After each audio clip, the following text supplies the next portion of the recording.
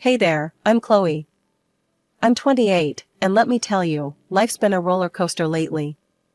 3 weeks ago, I was on cloud nine, getting ready for my engagement to Tom. We've been together for 4 years, and he's the best thing that's ever happened to me. But then, out of nowhere, my mom called and turned my world upside down. I was in the middle of picking out centerpieces when my phone buzzed. Seeing Mom's name on the screen, I answered with a cheerful, "Hey, Mom, what's up?" Her voice was tight when she said, "Chloe, you need to cancel your engagement party. Your sister just got a promotion at work, and we're celebrating on the same day as your engagement party. You'll have to reschedule." I couldn't believe what I was hearing. "Mom, I've been planning this for months. I can't just cancel it because Kira got a promotion. Why can't she have her party another day?" "Don't be selfish, Chloe," Mom snapped. "This is important for Kira. All the relatives will be at her party, so there's no point in you having yours." My blood was boiling. "No, Mom. I'm not canceling my engagement party. Kira can have her celebration another day." "How dare you?" Mom's voice rose to a shriek. "After everything we've done for you." I hung up. My hands were shaking as I set the phone down. I couldn't deal with this right now. As I sat there, staring at the half-finished centerpiece, memories started flooding back. All those times when Kira, my younger sister by 3 years, got preferential treatment. All those moments when I felt invisible in my own family. I remember when I was 16, and my parents completely forgot my birthday. It was only when Grandma called to wish me happy birthday that they remembered. They scrambled to get a store-bought cake and a gift card, but the damage was done. I couldn't help comparing it to Kira's 13th birthday just a few months earlier, a 3-day extravaganza with more guests than I could count and a cake that looked like it belonged in a fancy bakery window. My phone buzzed again. It was Tom. "Hey, babe," his warm voice came through. "How's the planning going?" I took a deep breath. "Tom, you won't believe what just happened." I spilled everything to him, my voice cracking as I recounted the conversation with my mom. "Wow," Tom said when I finished. That's messed up, Chloe. What are you going to do?" "I'm not canceling our engagement party," I said firmly. "I'm tired of always being pushed aside for Kira. This is our moment, Tom. I won't let them take it away from us." "I'm with you, 100%, Tom assured me. "Whatever you decide to do, I've got your back." I spent the next few days in a daze, trying to focus on my engagement preparations while ignoring the constant buzzing of my phone. Mom kept calling, but I couldn't bring myself to answer. I knew she'd just tried to guilt me into canceling again. It was a Tuesday afternoon when I decided to visit my Aunt Marge to personally invite her to my engagement party once again. Aunt Marge opened the door before I could even knock. "Chloe, dear." She pulled me into a tight hug that smelled of lavender and baked cookies.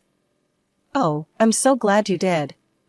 I've been meaning to call you, you know. Such a shame about the engagement, but these things happen, don't they?" I froze. "What?" Aunt Marge patted my arm sympathetically. "Your mother told us all about it, dear. How you and Tom had that awful fight and called everything off. Don't you worry, though. There's plenty of fish in the sea." My head was spinning. "Aunt Marge, what are you talking about? Tom and I didn't break up. We're still engaged." Now it was her turn to look confused. "But, your mother called everyone. She said the engagement was off and that we should all come to Kira's promotion party instead." I felt like I'd been punched in the gut. "She what?" Aunt Marge must have seen the shock on my face, because her expression quickly changed from confusion to concern. "Oh, dear. Chloe, what's going on?" I sank into her floral print couch, my legs suddenly feeling weak. "Aunt Marge, the engagement isn't off. Mom wanted me to cancel it because of Kira's party, but I refused. I can't believe she told everyone it was canceled." Aunt Marge's face hardened in a way I'd never seen before. "Now you listen to me, Chloe. You're not going to let them ruin this for you. We're going to fix this. She got up and grabbed her address book. "Start with the email. I'll help you draft it. Then we'll hit the phones. Between the two of us, we'll set everyone straight." For the next few hours, Aunt Marge and I worked tirelessly. We sent out emails, made phone calls, and even recorded a video message for the tech-savvy cousins. My voice grew hoarse from repeating the same explanation over and over.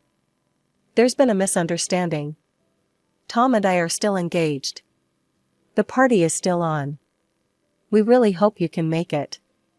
By the time we finished, it was late into the night.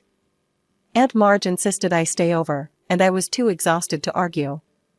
As I lay in the guest bed, staring at the ceiling, I couldn't help but think about how things had come to this. My own mother, lying to the whole family just to sabotage my engagement. It was a new low, even for her. The day of my engagement party arrived, and I woke up with a knot in my stomach. Despite all our efforts to correct my mother's lie, I had no idea how many people would actually show up. As I got dressed, my hands shook so badly I could barely fasten my necklace. The drive to the venue felt like it took forever. When Tom and I finally arrived, I hesitated before getting out of the car. "What if no one's there, Tom?" He leaned over and kissed my cheek. "Then it'll be you and me, celebrating our love. And that's all that matters." His words gave me the courage to step out. We walked hand in hand towards the entrance. I could hear my heart pounding in my ears as we approached the doors. As they swung open, I held my breath. To my immense relief and joy, the hall was full of smiling faces. Almost all of our relatives had come, having seen through my mother's deception. The absence of my parents and Kira was noticeable, but it felt more like a relief than a disappointment. Aunt Marge rushed over, enveloping me in a hug. "We wouldn't miss this for the world, dear," she whispered. Tom's parents were beaming, chatting animatedly with my cousins. Even my grandmother was there, looking elegant in her favorite pearls. As the evening progressed, I found myself relaxing and genuinely enjoying the celebration. The room was filled with laughter and love. At one point, my grandmother even cracked a slightly inappropriate joke, causing an eruption of applause and laughter. It was everything I had hoped for and more. The party was winding down when my phone buzzed. It was a text from Kira. "Hope you're happy. You've ruined everything." I stared at the message for a moment, then deleted it without responding. I wasn't going to let her negativity taint this perfect evening. The next morning, I was jolted awake by my phone ringing. It was my mother. Part of me wanted to ignore it, but I knew I had to face this sooner or later. "Hello?" I answered, bracing myself. "You ungrateful, nasty girl." My mother's shrill voice pierced through the phone. "How dare you?" I held the phone away from my ear as she ranted about how I had humiliated Kira. Apparently, only 3 distant, gossipy aunts had shown up to her promotion party. According to my mother, Kira had been in tears, devastated by the poor turnout. When she finally paused for breath, I spoke calmly. "Mom, I'm sorry you're disappointed, but I've been planning my engagement for months. Kira's party was arranged last minute, and she knew it conflicted with mine." Before I could say anything else, she hung up on me. I sat there, staring at my phone, feeling a mix of emotions. Part of me felt guilty, but a larger part felt liberated. For once, I had stood my ground, and it felt good. A few moments later, my phone pinged with a text from Kira. "I'll make you pay for this humiliation. Just you wait." I sighed, hoping it was just empty words born from disappointment. But knowing Kira, I couldn't be sure. 2 weeks flew by in a whirlwind of wedding planning and blissful engagement happiness. Tom and I were on cloud 9, excitedly discussing venue options and color schemes. For a moment, I almost forgot about the family drama that had overshadowed our engagement party. But reality came crashing back one sunny afternoon when Tom's parents showed up at our apartment unannounced. The worried looks on their faces made my stomach drop. "Chloe, Tom, we need to talk," Tom's father said gravely as we settled in the living room. Tom's mother reached out and patted my hand. "Sweetie, we've been hearing Well, there's been talk that you've been unfaithful to Tom. The words hit me like a punch to the gut. What? That's ridiculous. I would never. We know, dear, Tom's mother quickly interjected. We've known you for years. We don't believe it for a second. Tom was on his feet, his face flushed with anger. Who's spreading these lies? I didn't need to guess. It's Kira, isn't it? My sister? Tom's parents nodded solemnly. We thought as much, his father said. We wanted to come to you directly rather than let these rumors fester. As they explained what they'd heard, outlandish stories of me supposedly cheating on Tom with multiple partners, I felt a mixture of rage and despair. Kira had taken her vendetta to a whole new level. After reassuring Tom's parents and seeing them out, I collapsed onto the couch, my head in my hands. I can't believe she'd stoop this low, I muttered. Tom sat beside me, pulling me into a comforting embrace. We'll get through this, Chloe. Nobody who really knows you will believe these lies. I wanted to believe him, but a nagging fear persisted. How far would Kira go? And how much damage could she do before we shut this down? As if on cue, my phone rang. It was my grandmother. Chloe, darling, her warm voice came through the speaker. I've been hearing about this nonsense with your sister. I was hoping you could clear things up for me. I took a deep breath and explained everything, the engagement party drama, Kira's threats, and now these vicious rumors. By the end, I was fighting back tears. Oh, my sweet girl, Grandma said softly. I had no idea things had gotten so bad between you two. You know, I think it's time we tried to mend these fences. Family shouldn't be at war like this. I bit my lip, conflicted. Part of me wanted to write off Kira and my parents entirely, but I knew how much family meant to my grandmother. I don't know, Grandma. After everything they've done. Just think about it, she urged. Maybe we could arrange a family dinner. Clear the air. To appease her, I agreed to consider it. But as I hung up, I couldn't shake the feeling that any attempt at reconciliation would be futile. After days of internal struggle and countless conversations with Tom, I decided to take my grandmother's advice. With a heart full of trepidation, I made my way to my parents' house.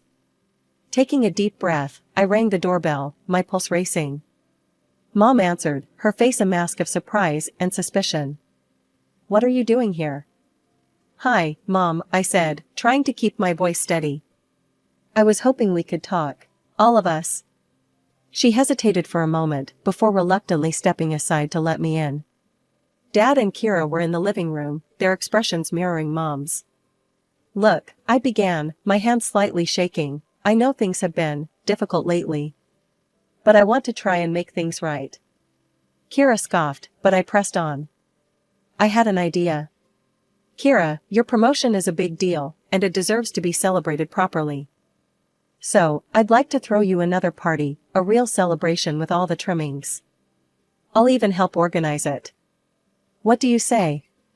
For a moment, there was silence. Then, Kira's face contorted with fury. Are you kidding me? She spat. I don't need your handouts, Chloe.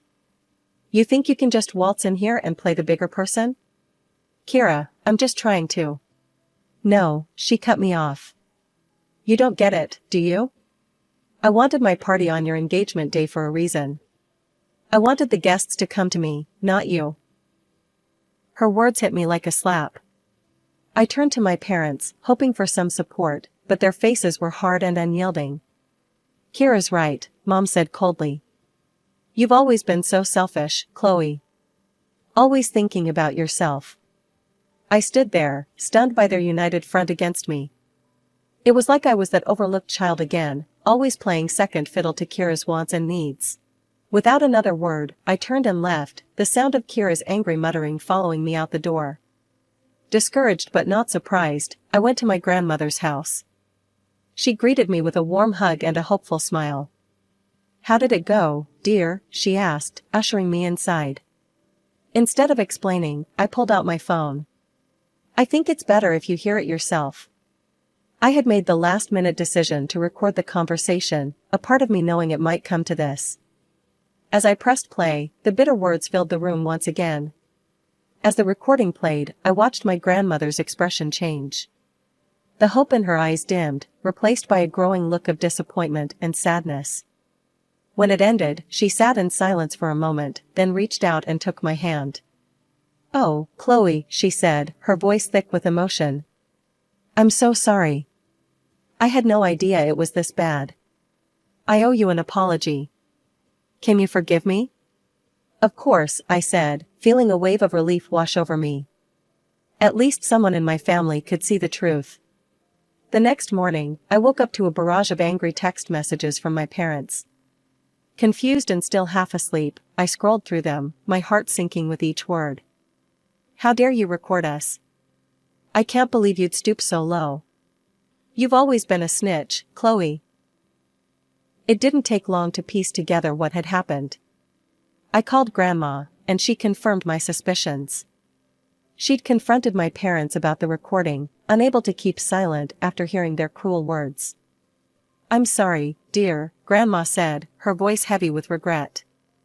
"I just couldn't stand by and let them treat you like that. I told them their favoritism was unacceptable and that their bullying of you had gone too far." "Thanks for standing up for me, Grandma," I said, trying to keep my voice steady. "But I think this might be the last straw." As I hung up, I made a decision. It was time to distance myself from my toxic family. No more olive branches, no more attempts at reconciliation. I needed to protect myself and my future with Tom. Little did I know, this was just the beginning of a new wave of attacks. Over the next few weeks, Kira's vindictiveness reached new heights. It started with whispers at work. Colleagues began giving me strange looks, and I overheard hushed conversations that stopped abruptly when I approached. Finally, my friend and coworker, Sarah, pulled me aside. "Chloe, I don't know how to say this, but there are rumors going around that you have a drinking problem. People are saying they've seen you drunk at work." I was floored. "What? That's ridiculous. I barely drink at all, let alone at work." Sarah nodded sympathetically. "I know, that's why I wanted to tell you. I think someone's trying to sabotage you." I knew exactly who that someone was. But Kira didn't stop there. My social media accounts were flooded with anonymous, abusive messages. Comments calling me a cheater, a liar, a horrible person. I spent hours blocking accounts and deleting comments, but they kept coming. The final straw came when Tom received a message from an unknown number. He showed it to me, his face a mix of anger and concern. "Thought you should know the truth about your fiancé," the message read, followed by a long list of fabricated stories about my supposed infidelities. "It's Kira, isn't it?" Tom asked, his jaw clenched. I nodded, feeling a wave of exhaustion wash over me. She's really outdone herself this time. As I lay in bed that night, unable to sleep, I couldn't help but wonder how we'd gotten here. How had my relationship with my sister deteriorated to this point? And more importantly, how are we going to put an end to this nightmare? As the weeks passed, I tried my best to focus on my work and wedding planning, pushing thoughts of Kira and her vindictive campaign to the back of my mind. Then, out of the blue, I received a call from an old family friend who worked at Kira's company. "Chloe, I thought you should know," she said, her voice low as if she was sharing a secret. "There's been some drama at the office involving your sister." I held my breath, unsure whether to brace for more bad news or allow myself to hope. "Kira's been, well, she's been acting erratically. Her work's been suffering, and people have noticed. She received an official reprimand from her superiors, and, Chloe, she's been demoted." The irony wasn't lost on me. The very promotion that had sparked this whole ordeal was now gone, undone by Kira's own obsessive behavior. "Thank you for letting me know," I said, my mind reeling. After hanging up, I sat in silence for a long while, processing the news. Part of me wanted to feel triumphant, but mostly I just felt a profound sense of relief. Maybe now, finally, this nightmare would end. With renewed energy, we threw ourselves into wedding planning. We found a beautiful venue, a rustic barn set against rolling hills that perfectly captured the warm, intimate feeling we wanted for our big day. Choosing our wedding party was a joy. My best friend Sarah, who had stood by me through all the workplace drama, was an easy choice for maid of honor. Tom's brother would be his best man, and we rounded out the party with friends who had supported us through thick and thin. As we sat down to write out invitations, I felt a pang as I realized I'd be leaving out some names. My parents, Kira. It felt strange, almost wrong, not to include them. But as I thought back on the past few months, the lies, the sabotage, the constant stress, I knew it was the right decision. Instead, we filled our guest list with people who had truly been there for us: my grandmother, who had finally seen the truth; Aunt Marge, who had helped save our engagement party; colleagues who had stood by me despite the rumors; friends who had offered shoulders to cry on and ears to listen. As I sealed the last invitation, I felt a weight lift off my shoulders. This wedding wasn't just a celebration of our love, it was a new beginning, a chance to surround ourselves with genuine love and support. The day of our wedding finally arrived, and despite all the drama leading up to it, I woke up feeling nothing but excitement and joy. The venue looked perfect, with wildflowers decorating every surface and soft fairy lights twinkling everywhere.